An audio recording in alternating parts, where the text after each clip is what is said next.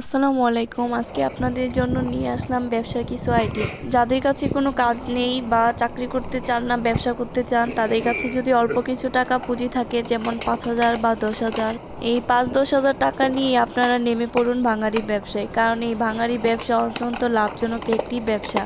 এই ভাঙারি ব্যবসা করে অন্তত 2 শতাধিক যুবকের কপাল খুলেছে এবং দিন দিন এই ভাঙারি ব্যবসা লাভজনক দিকেই যাচ্ছে। আপনি একটু চেষ্টা করুন, পরিশ্রম করুন, দেখবেন এই ভাঙারি ব্যবসা দিয়ে আপনি জীবনে অনেক বড় কিছু করতে পারবেন, অনেক উন্নতি করতে পারবেন। বিভিন্ন জেলা উপজেলায় ঘুরে দেখা গিয়েছে সবচেয়ে থেকে নিম্ন দরিদ্র শ্রেণীর মানুষগুলো এই ভাঙারি ব্যবসা করে এবং এর মাধ্যমে স্বাবলম্বীও হতে পেরেছে। আজ প্রায় অনেক যুবককেই দেখা যায় ভাঙারি ব্যবসা করে এবং বেশিরভাগই হচ্ছে বৃদ্ধরা।